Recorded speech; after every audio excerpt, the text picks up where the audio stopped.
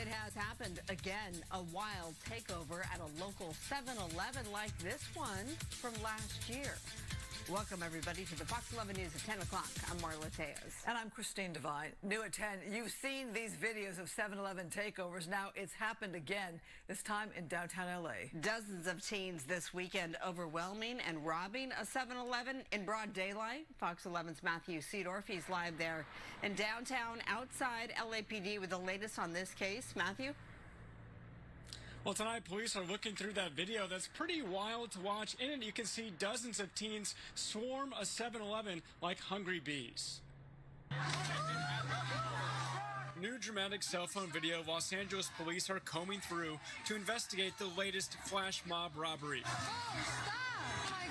Dozens of teens seen Saturday stealing and throwing items out of a 7-Eleven to others outside. It's weird because they don't got my face on me. One teen bragging on camera why they feel untouchable. Like, nobody respects, anything or anyone, so they feel like they could get away with anything because, from what it looks like, they can. LAPD confirms they rushed to the Beverly Boulevard location Saturday afternoon after the clerk hit the panic alarm. Police say someone wearing a mask pointed a gun at the employee while the rest of the group swarmed in, overwhelming the store and ransacking everything in sight. It happens everywhere.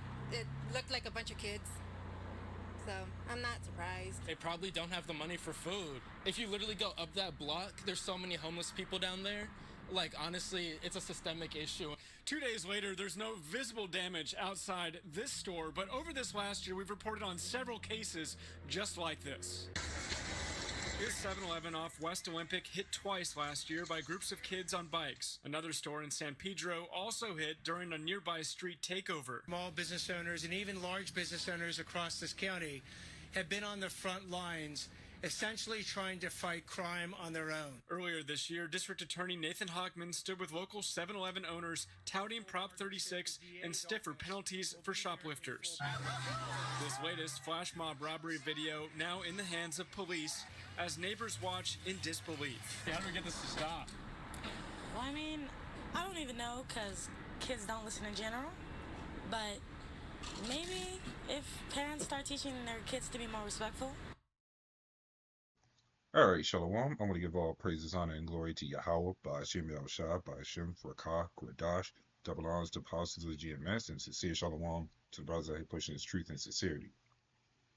Now, this is nothing new of what we see. 7-Eleven gets robbed, looted by teenagers in Los Angeles this time.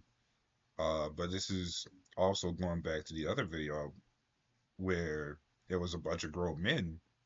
As far as the video I did before about another 7-Eleven being robbed, was a bunch of grown men actually doing the same thing. So you got a whole, as the guy said, a whole systemic problem, which is never going to get better. No matter who you put in office, no matter who is governor, it never makes a difference. That is just the beauty of prophecy, really, because all this was meant to fall. Now, you hear you hear the woman talking about stop, don't do this, and all this other stuff in the other clip of it. Then she's saying she blames the parents, which again, you seen the last video I did was a bunch of grown men doing the same thing.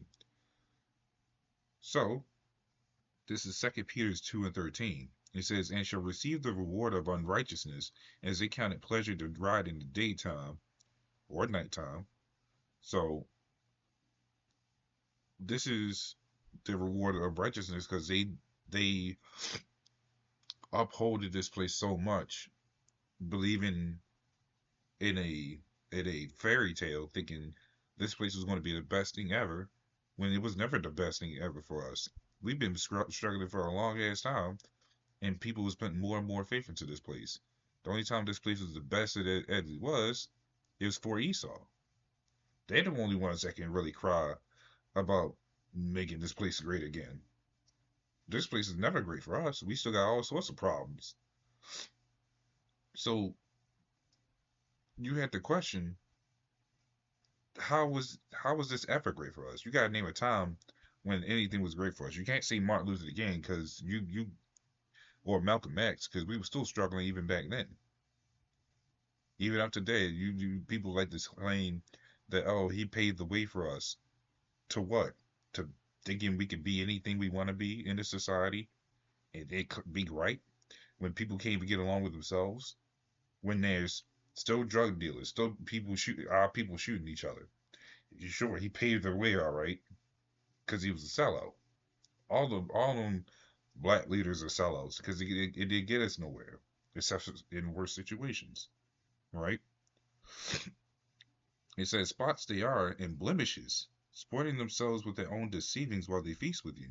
So yeah, while we're out there telling them what's happening, what's going to happen, and why it's going to happen, yeah, these people either try to, you know, either try to tell us off, get mad and all this other stuff. B, they'll come up, listen, and then they'll do a whole 180, showing the demons they are because they love this place.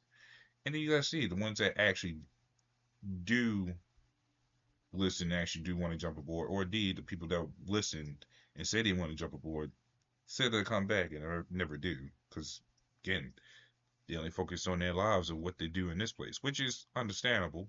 You gotta make a living, you gotta do what you gotta do.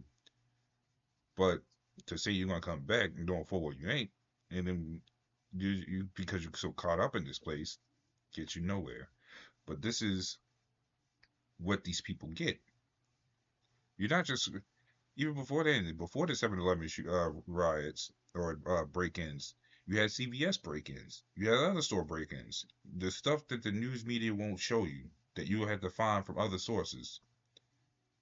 And all people can do is say, is say, it's sad. We got to do this. We got to do that. But no one can actually do it. Why? Because the government is the only one that can step in and do something. So, what can the average person here do? They always like to say we got to take up arms and all this all this other stuff, but nothing ever gets done because the Lord gave Esau the power. So, again, this is what the people get. So this is Isaiah 42 and 22. It says, but this is a people robbed and spoiled, robbed of our identity and spoiled with all sorts of philosophies and identities and other stuff that you could come up with, really. It says, they are all of them snared in holes, and they are hid in prison houses. They are for a prey and none deliver, for a spoil and none saith restore. So all these snares, which is all these, things that can counteract how people think and want to do things, they're hidden in prison house. And in this place, nothing but rules that you still can't do nothing, just like a prison house, just like a prison. And no one's saying that we can be restored. When we go over the war, you got other countries telling us to go back because this isn't our war, and they're absolutely correct. None of this is our war. They understand who we are, but we get involved because either our people really do want to go over and actually fight, which is usually 90% of the cases, they do it for intuition to get in college or to pay off college.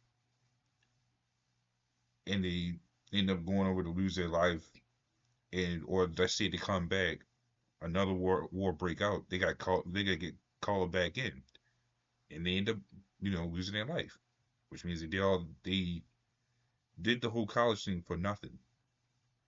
So this further proves how deeper in the rabbit hole our people really are.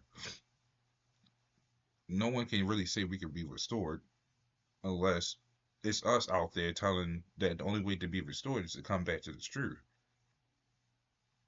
But you see how the woman basically it is, in disbelief of some of the stuff that's going on. So there's a lot of other of our people, but they can't do nothing. This is what you call repercussions.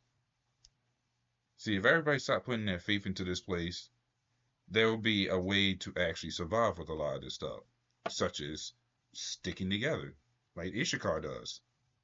They have a much better chance than we do, because in this society, we're taught to be selfish.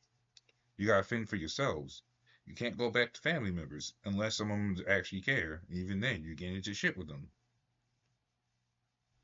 So even with the whole systemic problem, Esau laid it out well, perfectly laid, and actually can show or pretty much mediate each problem of how he wants it to get worse or how he can come to that solution, right? The same thing could be said about the homes with how he wants the infrastructure of the homes to be. This is why we can't get nowhere because we're so Americanized. Children have resorted, or adults has also resorted to stealing because of the way of living.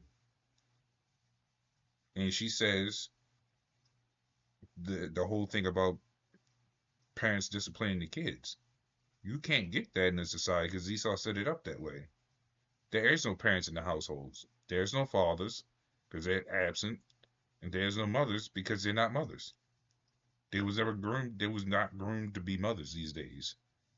They just have the American mother mindset, which could be decent or worse.